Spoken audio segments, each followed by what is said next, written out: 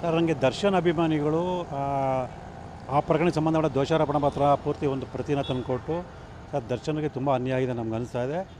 ದಯವಿಟ್ಟು ಇದನ್ನು ಒಂದು ಅಧ್ಯಯನ ಮಾಡಿ ಯಾವ ರೀತಿ ಅನ್ಯಾಯ ಆಗಿದೆ ಅನ್ನೋದು ನೀವೇ ಪರಿಶೀಲನೆ ಮಾಡಿ ಅವ್ರಿಗೆ ಅನ್ಯಾಯ ಆಗಿದೆ ಅಂತ ಕಂಡು ಬಂದು ಸರ್ ನ್ಯಾಯ ಕೊಡಿಸ್ಕೊಡಿ ಹಾಗೆ ಅಂತೇಳಿ ನನಗೆ ಮನವಿ ಮಾಡಿಕೊಡ್ರದ. ನಾನು ಏನು 3991 ಪುಟಗಳ ದೋಷಾರೋಪಣಾ ಪತ್ರ ಇದೆ ಮೊದಲು ಹಾಕಿದ್ದು. ಆ ದಾಖಲೆಯನ್ನು ಪರಿಶೀಲನೆ ತುಂಬ ಆಶ್ಚರ್ಯಕರ ಹಲವಾರು ವಿಚಾರ ಬಂತು. ಸೊ ಮೊದಲನೇದಾಗಿ ಆ ಪೊಲೀಸರು ಸಂಗ್ರಹ ಮಾಡಿದ ಸಾಕ್ಷ್ಯಗಳನ್ನು ಗಮನಿಸಿದಾಗ ಮಲ್ಲಿಕಾರ್ಜುನ ಸ್ವಾಮಿನ ಕಿಡ್ನ್ಯಾಪ್ ಅಂದರೆ ಅಪಹರಣ ಮಾಡ್ಕೊಂಡು ಬಂದಿಲ್ಲ, ಅವನ್ನ ಬೆಂಗಳೂರು ಕರ್ಕೊಂಬಂದಿದ್ದಾರೆ. ಅವನು ಕೂಡ ಅವ್ರ ಜೊತೆ ಸಹಜವಾಗಿ ಬಂದಿದ್ದಾನೆ. ಯಾವುದೇ ಕಿಡ್ನ್ಯಾಪ್ ಮಾಡೋವಂಥದ್ದು ಅಪಹರಣ ಮಾಡೋವಂಥ ಯಾವುದೇ ಒಂದು ಅಲ್ಲಿ ಸನ್ನಿವೇಶ ನಿರ್ಮಾಣ ಆಗಿಲ್ಲ ಅಂತೇಳಿ ಎಲ್ಲ ಕಂಡು ಬಂತು. ಸೊ ಎರಡನೇದಾಗಿ ಅವ್ರನ್ನ ಕೊಲೆ ಮಾಡೋ ಉದ್ದೇಶದಿಂದ ಈ ಆರೋಪಗಳ ಸಂಚು ರೂಪಿಸಿ ಆತನ ಅಪಹರಣ ಮಾಡ್ಕೊಂಬಂದೆ ಅಂತ ಹೇಳ್ತಾರೆ. ಆದರೆ ಅವರು ಪೊಲೀಸರು ಸಂಗ್ರಹ ಮಾಡಿದ ಸಾಕ್ಷ್ಯಗಳನ್ನು ನೋಡಿದಾಗ ಅವನ್ನ ಕೊಲೆ ಮಾಡೋಕ್ರ ಉದ್ದೇಶದಿಂದ ಆರೋಪಗಳೆಲ್ಲರೂ ಕೂಡ ಸಂಚು ಮಾಡಿ ಆತನ ಕರ್ಸ್ಕೊಂಡ್ರೆ ಎಲ್ಲೂ ಕರೋಲ್ಲ. ಅಲ್ಲಿ ನೋಡಿದಾಗ ಏನು ಪವಿತ್ರ ಗೌಡ ಇದ್ದಾರೆ ಮತ್ತು ಅವ್ರ ಪವನ್ ಇದ್ದಾರೆ, ಅವರಿಬ್ಬರು ಆತನ ಕರ್ಸೋವಂಥ ಒಂದು ಮಾತುಕತೆ ನಡೆಸಿ ಅವ್ರು ಕರ್ಸೋವಂಥದ್ದು. ಆ ರೇಣುಕಾಸ್ವಾಮಿನ ಶೆಡ್ ಕರ್ಸ್ಕೊಂಬಂದಿರೋ ವಿಚಾರ ದರ್ಶನ್ಗೆ ಗೊತ್ತಾಗದೆ 8ನೇ ತಾರೀಕು ಮಧ್ಯಾಹ್ನ 3 ಗಂಟೆಗೆ ಮಧ್ಯಾಹ್ನ ಊಟ ಮಾಡೋ ಸಂದರ್ಭದಲ್ಲಿ ಪವನ್ ಬಂದು ಹೇಳ್ತಾರೆ. ಹಾಗಾಗಿ ಇವೆಲ್ಲ ನೋಡಿದಾಗ ಪೊಲೀಸರು ಅಲ್ಲಿ ನಡೆದಿರೋ ಘಟನೆ ಒಂದಾದರೆ ಇವ್ರು ಮಾಡಿರ್ತಕ್ಕಂಥ ಆರೋಪನೇ ಬೇರೆ. ಅಂದರೆ ದರ್ಶನ್ ಮತ್ತು ಅದರ ಸಂಘಟಕರು ಏನು ರೇಣುಕಾಸ್ವಾಮಿನ ಸಾಯಿಸಿದ್ದಾರೆ ಅದು IPC 304A ಪ್ರಕಾರ ಅಪರಾಧ ಕೃತ್ಯ ಆಗುತ್ತೆ. ಆದರೆ ಇವರು 302 ಪ್ರಕಾರ ಅಪರಾಧ ಕೃತ್ಯ ಆಗುತ್ತೆ. ಸುಳ್ಳು ಇದು ಮಾಡಿದ್ರೆ ಮತ್ತು ಇಲ್ಲಿ ಎಲ್ಲದಕ್ಕಿಂತ ಮುಖ್ಯವಾಗಿ ಈ ಪ್ರಕರಣ 2 ಭಾಗವನ್ನು ಗಮನಿಸಬೇಕಾಗುತ್ತೆ. ಒಂದು ರೇಣುಕಾಸ್ವಾಮಿ ಸಾವು ಸಂಭವಿಸಿದ್ರು ಒಂದಾದರೆ ಆ ನಂತರ ಆ ಶವವನ್ನು ಸಾಗಿಸುವಂಥದ್ದು, ಸಾಕ್ಷ್ಯ ನಾಶ ಮಾಡೋವಂಥದ್ದು ಮತ್ತು ಬೇರೆಯವ್ರನ್ನ ಆರೋಪಿ ಮಾಡೋದಕ್ಕೆ ಸಂಚು ಮಾಡೋವಂಥದ್ದು ಇದೆಲ್ಲ ಒಂದು ಭಾಗ ಬರುತ್ತೆ. ಸೊ ಅದನ್ನು ನೋಡಿದಾಗ ಅಲ್ಲಿ ಇದೇ ಕಾಮಾಕ್ಷಿ ಪಾಳ್ಯದ ಉಪ ಪೊಲೀಸ್ ನಿರೀಕ್ಷಕ ವಿನಯ್ ಮತ್ತು ಪೊಲೀಸ್ ನಿರೀಕ್ಷಕ ಗಿರೀಶ್ ನಾಯಕರ ಪಾತ್ರ ಕಂಡು ಬರುತ್ತೆ. ಸೊ ಅವರೆಲ್ಲರೂ ಕೂಡ ಒಂದು ಆರೋಪಗಳಲ್ಲಿ ಶಾಮೀಲಾಗಿ ಶವವನ್ನು ಕಾಮಾಕ್ಷಿ ಪಾಳ್ಯದ ಠಾಣಾ ವ್ಯಾಪ್ತಿಗೆ ಬರುವಂಥ ಸ್ಥಳದಲ್ಲಿ ಹಾಕೋದಕ್ಕೆ, ಅದಾದ ನಂತರ ಬೇರೆಯವ್ರನ್ನ ಆರೋಪಿಗಳನ್ನು ಮಾಡೋದಕ್ಕೆ ಸೊ ಎಲ್ಲನೂ ಮಾತುಕತೆ ನಡೆಸಿ ಹಣಕಾಸು ವ್ಯವಹಾರ ನಡೆದು ಸೋಮವಾರ ಬೆಳಗ್ಗೆ ಪ್ರದೋಷ್ ಅಂತೇಳಿ ಆರೋಪ ಇದ್ದಾರೆ, ಅವರು ಮತ್ತು ಲಕ್ಷ್ಮಣ ಅಂತ ಆರೋಪ ಇದ್ದಾರೆ. ಅವರು ಸಬ್ ಇನ್ಸ್ಪೆಕ್ಟರ್ ವಿನಯ್ ಮನೆಗೆ ಹೋಗಿ ಏನು ದರ್ಶನ 30 ಲಕ್ಷ ರೂಪಾಯಿ ಪಡೆದಿರ್ತಾರೆ, ಆ ಹಣವನ್ನು ಕೊಟ್ಟ ನಂತರ ಈ 3 ಜನ ಆರೋಪಿಗಳನ್ನ ಕರ್ಕೊಂಡೋಗಿ ಠಾಣೆಗೆ ಬಿಡ್ತಾರೆ. ಆ ಠಾಣೆಗೆ ಬಿಟ್ಟ ನಂತರ ಈ ಎಲ್ಲ ಪ್ರಕ್ರಿಯೆ ನಡೆಯುತ್ತೆ. ಇಷ್ಟೆಲ್ಲ ಸಾಕ್ಷ್ಯ ಹೇಳಿದ್ರು ಕೂಡ ತನಿಖಾಧಿಕಾರಿ ACP ಚಂದನ್ ಕುಮಾರ್ ಅವರು ಈ ವಿನಯ್ ಮತ್ತು ಗಿರೀಶ್ ನಾಯಕ್ ಅವ್ರನ್ನ ಕಾಪಾಡುವಂಥ ಎಲ್ಲ ಕೆಲಸನ ಮಾಡಿದ್ದಾರೆ. ಆ ಕಾರಣಕ್ಕೋಸ್ಕರ ಸುಳ್ಳು ದಾಖಲೆಯನ್ನು ಸೃಷ್ಟಿ ಮಾಡಿದರೆ ಮತ್ತು ಕೆಲವೊಂದು ನೈಜ ದಾಖಲಾತಿಗಳನ್ನು ಮುಚ್ಚಿಟ್ಟಿದ್ರೆ ಅಥವಾ ನಾಶಪಡಿಸಿದ್ದಾರೆ. ಈ ಎಲ್ಲನೂ ಗಮನಿಸಿ ನಾನು ಸೆಪ್ಟೆಂಬರ್ 18ನೇ ತಾರೀಕು ಪೊಲೀಸ್ ಮಹಾನಿರ್ದೇಶಕರಿಗೆ ಮತ್ತು ಬೆಂಗಳೂರು ನಗರದ ಪೊಲೀಸ್ ಆಯುಕ್ತರಿಗೆ ದೂರರ್ಜಿಯನ್ನು ಕೊಟ್ಟಿದೆ. ಅಂದರೆ ಚಂದನ್ ಕುಮಾರ್ ಮೇಲೆ ಕ್ರಮ ತಗೊಳ್ಳಿ ಅಂತೇಳಿ.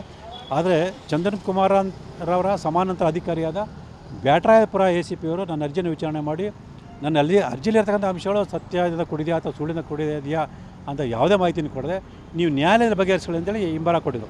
ಸೊ ಈ ಹಿನ್ನೆಲೆಯಲ್ಲಿ ನಾನು ನಿನ್ನೆ ಹೆಚ್ಚುವರಿ ಪೊಲೀಸ್ ಮಹಾನಿರ್ದೇಶಕರಾದ ಶ್ರೀ ಹಿತೇಂದ್ರ ಮತ್ತು ಬೆಂಗಳೂರು ಪೊಲೀಸ್ ಆಯುಕ್ತರಾದ ಶ್ರೀ ದಯಾನಂದರನ್ನು ಭೇಟಿ ಮಾಡಿ ಈ ವಿಚಾರ ಗಮನಕ್ಕೆ ಬಂದ ನಂತರ ಅವರು ಉಪ ಪೊಲೀಸ್ ಆಯುಕ್ತರಾದ ಗಿರೀಶ್ ಅವರಿಗೆ ನನ್ನ ಅರ್ಜಿಯನ್ನು ವಿಚಾರಣೆ ಮಾಡಿ ವರದಿ ಕೊಡೋದಕ್ಕೆ ಒಂದು ಆದೇಶವನ್ನು ಮಾಡಿದೆ.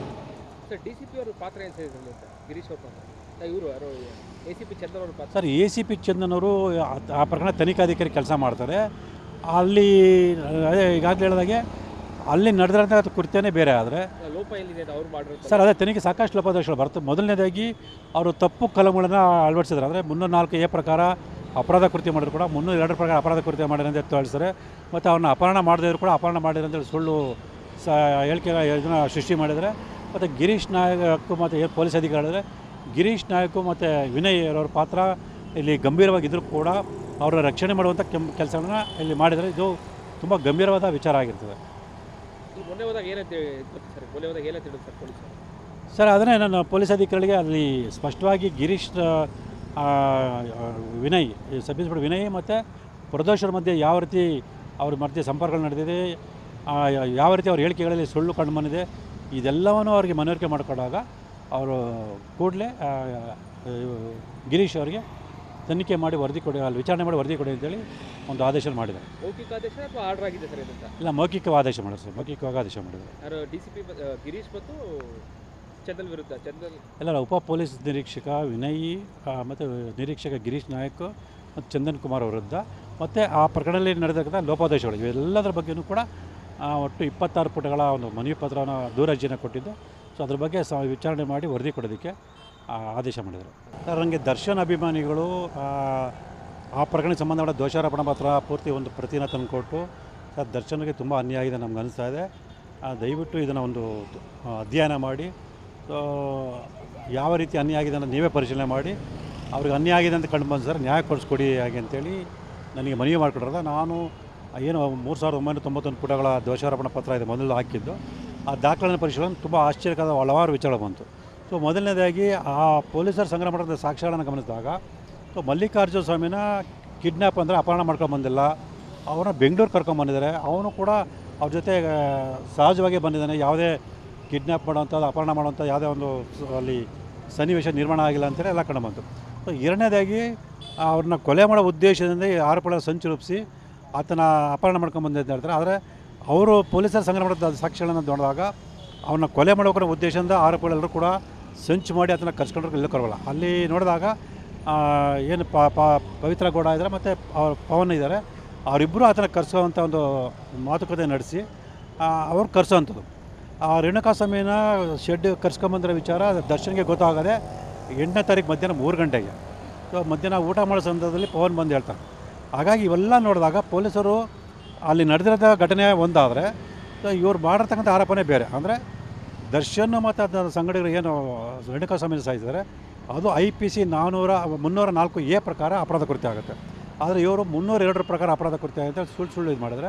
ಮತ್ತು ಇಲ್ಲಿ ಎಲ್ಲದಕ್ಕಿಂತ ಮುಖ್ಯವಾಗಿ ಈ ಪ್ರಕರಣ 2 ಭಾಗವನ್ನು ಗಮನಿಸಬೇಕಾಗುತ್ತೆ. ಒಂದು, ರೇಣುಕಾಸ್ವಾಮಿ ಸಾವು ಸಂಭವಿಸಿದ್ರು ಒಂದಾದರೆ, ಆ ನಂತರ ಆ ಶವವನ್ನು ಸಾಗಿಸುವಂಥದ್ದು, ಸಾಕ್ಷಿ ನಾಶ ಮಾಡೋವಂಥದ್ದು, ಮತ್ತು ಬೇರೆಯವ್ರನ್ನ ಆರೋಪಿ ಮಾಡೋದಕ್ಕೆ ಸಂಚು ಮಾಡೋವಂಥದ್ದು, ಇದೆಲ್ಲ ಒಂದು ಭಾಗ ಬರುತ್ತೆ.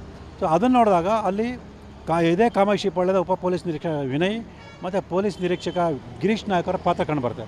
ಸೊ ಅವರೆಲ್ಲರೂ ಕೂಡ ಒಂದು ಆರೋಪಗಳ ಜೊತೆ ಶಾಮೀಲಾಗಿ ಶವವನ್ನು ಕಾಮಾಕ್ಷಿ ಪಾಳ್ಯದ ಠಾಣಾ ವ್ಯಾಪ್ತಿಗೆ ಬರುವಂಥ ಸ್ಥಳದಲ್ಲಿ ಹಾಕೋದಕ್ಕೆ, ಅದಾದ ನಂತರ ಬೇರೆಯವ್ರನ್ನ ಆರೋಪಿಗಳನ್ನ ಮಾಡೋದಕ್ಕೆ, ಸೊ ಎಲ್ಲನೂ ಮಾತುಕತೆ ನಡೆಸಿ ಹಣಕಾಸು ವ್ಯವಹಾರ ನಡೆದು ಸೋಮವಾರ ಬೆಳಗ್ಗೆ ಪ್ರದೋಷ್ ಅಂತೇಳಿ ಆರೋಪ ಇದ್ದಾರೆ, ಅವರು ಮತ್ತು ಲಕ್ಷ್ಮಣ ಅಂತ ಆರೋಪ ಇದ್ದಾರೆ, ಅವರು ಸಬ್ ಇನ್ಸ್ಪೆಕ್ಟರ್ ವಿನಯ್ ಮನೆಗೆ ಹೋಗಿ ಏನು ದರ್ಶನ 30 ಲಕ್ಷ ರೂಪಾಯಿ ಪಡೆದಿರ್ತಾರೆ, ಆ ಹಣವನ್ನು ಕೊಟ್ಟ ನಂತರ ಈ 3 ಜನ ಆರೋಪಿಗಳನ್ನ ಕರ್ಕೊಂಡೋಗಿ ಠಾಣೆಗೆ ಬಿಡ್ತಾರೆ. ಆ ಠಾಣೆಗೆ ಬಿಟ್ಟ ನಂತರ ಈ ಎಲ್ಲ ಪ್ರಕ್ರಿಯೆ ನಡೆಯುತ್ತೆ. ಇಷ್ಟೆಲ್ಲ ಸಾಕ್ಷ್ಯ ಹೇಳಿದ್ರು ಕೂಡ ತನಿಖಾಧಿಕಾರಿ ACP ಚಂದನ್ ಕುಮಾರ್ ಅವರು ಈ ವಿನಯ್ ಮತ್ತು ಗಿರೀಶ್ ನಾಯಕ್ ಅವ್ರನ್ನ ಕಾಪಾಡುವಂಥ ಎಲ್ಲ ಕೆಲಸನ ಮಾಡಿದ್ದಾರೆ. ಆ ಕಾರಣಕ್ಕೋಸ್ಕರ ಸುಳ್ಳು ದಾಖಲೆಯನ್ನು ಸೃಷ್ಟಿ ಮಾಡಿದರೆ ಮತ್ತು ಕೆಲವೊಂದು ನೈಜ ದಾಖಲಾತಿಗಳನ್ನು ಮುಚ್ಚಿಟ್ಟಿದ್ರೆ ಅಥವಾ ನಾಶಪಡಿಸಿದ್ದಾರೆ. ಈ ಎಲ್ಲನೂ ಗಮನಿಸಿ ನಾನು ಸೆಪ್ಟೆಂಬರ್ 18ನೇ ತಾರೀಕು ಪೊಲೀಸ್ ಮಹಾನಿರ್ದೇಶಕರಿಗೆ ಮತ್ತು ಬೆಂಗಳೂರು ನಗರದ ಪೊಲೀಸ್ ಆಯುಕ್ತರಿಗೆ ದೂರರ್ಜಿಯನ್ನು ಕೊಟ್ಟಿದೆ. ಅಂದರೆ ಚಂದನ್ ಕುಮಾರ್ ಮೇಲೆ ಕ್ರಮ ತಗೊಳ್ಳಿ ಅಂತೇಳಿ. ಆದರೆ ಚಂದನ್ ಕುಮಾರ್ ರವರ ಸಮಾನಾಂತರ ಅಧಿಕಾರಿಯಾದ ಬ್ಯಾಟರಾಯಪುರ ACP ಅವರು ನನ್ನ ಅರ್ಜಿಯನ್ನು ವಿಚಾರಣೆ ಮಾಡಿ ನನ್ನ ಅರ್ಜಿಲಿರ್ತಕ್ಕಂಥ ಅಂಶಗಳು ಸತ್ಯದಿಂದ ಕೂಡಿದೆಯಾ ಅಥವಾ ಸುಳ್ಳಿಂದ ಕೂಡಿದೆಯಾ ಅಂತ ಯಾವುದೇ ಮಾಹಿತಿನ ಕೊಡದೆ ನೀವು ನ್ಯಾಯಾಲಯದ ಬಗೆಹರಿಸ್ಕೊಳ್ಳಿ ಅಂತೇಳಿ ಹಿಂಬರ ಕೊಟ್ಟಿದ್ದು. ಸೊ ಈ ಹಿನ್ನೆಲೆಯಲ್ಲಿ ನಾನು ನಿನ್ನೆ ಹೆಚ್ಚುವರಿ ಪೊಲೀಸ್ ಮಹಾನಿರ್ದೇಶಕರಾದ ಶ್ರೀ ಹಿತೇಂದ್ರ ಮತ್ತು ಬೆಂಗಳೂರು ಪೊಲೀಸ್ ಆಯುಕ್ತರಾದ ಶ್ರೀ ದಯಾನಂದರನ್ನು ಭೇಟಿ ಮಾಡಿ ಈ ವಿಚಾರ ಗಮನಕ್ಕೆ ಬಂದ ನಂತರ ಅವರು ಉಪ ಪೊಲೀಸ್ ಆಯುಕ್ತರಾದ ಗಿರೀಶ್ ಅವ್ರಿಗೆ ನನ್ನ ಅರ್ಜಿಯನ್ನು ವಿಚಾರಣೆ ಮಾಡಿ ವರದಿ ಕೊಡೋದಕ್ಕೆ ಒಂದು ಆದೇಶವನ್ನು ಮಾಡಿದರು. ಸರ್, DCP ಅವ್ರ ಪಾತ್ರ ಏನು ಸರ್ ಗಿರೀಶ್ ಅವ್ರ ಪಾತ್ರ? ಇವರು ACP ಚಂದನ್ ಅವ್ರ ಪಾತ್ರ? ಸರ್, ACP ಚಂದನ್ ಅವರು ಆ ಪ್ರಕರಣ ತನಿಖಾಧಿಕಾರಿ ಕೆಲಸ ಮಾಡ್ತಾರೆ. ಅಲ್ಲಿ ಅದೇ ಈಗಾಗಲೇ ಹೇಳಿದಾಗೆ ಅಲ್ಲಿ ನಡೆದಿರೋಂಥ ಕೃತ್ಯನೇ ಬೇರೆ. ಆದರೆ ಲೋಪ ಎಲ್ಲಿದೆ ಅವ್ರು ಮಾಡಿರೋ ಸರ್, ಅದೇ ತನಿಖೆ ಸಾಕಷ್ಟು ಲೋಪದೋಷಗಳು ಬರ್ತದೆ. ಮೊದಲನೇದಾಗಿ ಅವರು ತಪ್ಪು ಕಲಂಗಳನ್ನು ಅಳವಡಿಸಿದ್ದಾರೆ. ಅಂದರೆ 304A ಪ್ರಕಾರ ಅಪರಾಧ ಕೃತ್ಯ ಮಾಡಿದ್ರು ಕೂಡ 302 ಪ್ರಕಾರ ಅಪರಾಧ ಕೃತ್ಯ ಮಾಡಿರೋ ಅಂತ ತಿಳಿಸ್ತಾರೆ. ಮತ್ತು ಅವ್ರನ್ನ ಅಪಹರಣ ಮಾಡದಿದ್ರು ಕೂಡ ಅಪಹರಣ ಮಾಡಿರೋ ಅಂತೇಳಿ ಸುಳ್ಳು ಹೇಳಿಕೆ ಇದನ್ನು ಸೃಷ್ಟಿ ಮಾಡಿದರೆ. ಮತ್ತು ಗಿರೀಶ್ ನಾಯಕ್ ಮತ್ತು ಪೊಲೀಸ್ ಅಧಿಕಾರಿ ಹೇಳಿದ್ರೆ ಗಿರೀಶ್ ನಾಯಕ್ ಮತ್ತು ವಿನಯ್ ಅವರ ಪಾತ್ರ ಇಲ್ಲಿ ಗಂಭೀರವಾಗಿದ್ದರೂ ಕೂಡ ಅವರ ರಕ್ಷಣೆ ಮಾಡುವಂಥ ಕೆಲಸಗಳನ್ನ ಇಲ್ಲಿ ಮಾಡಿದರೆ ಇದು ತುಂಬ ಗಂಭೀರವಾದ ವಿಚಾರ ಆಗಿರ್ತದೆ. ಮೊನ್ನೆ ಹೋದಾಗ ಏನಂತ ಸರ್, ಮೊನ್ನೆ ಹೋದಾಗ ಏನಂತ ಹೇಳಿದ್ರು ಸರ್ ಪೊಲೀಸರು? ಸರ್, ಅದನ್ನೇ ನಾನು ಪೊಲೀಸ್ ಅಧಿಕಾರಿಗಳಿಗೆ ಅಲ್ಲಿ ಸ್ಪಷ್ಟವಾಗಿ ಗಿರೀಶ್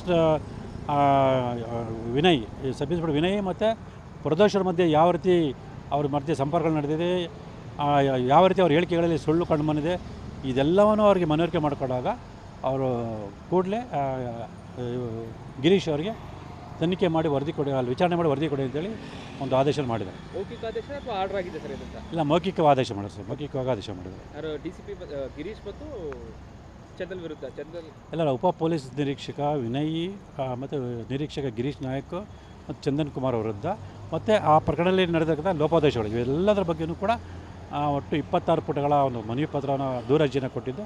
ಸೊ ಅದ್ರ ಬಗ್ಗೆ ವಿಚಾರಣೆ ಮಾಡಿ ವರದಿ ಕೊಡೋದಕ್ಕೆ ಆದೇಶ ಮಾಡಿದರು.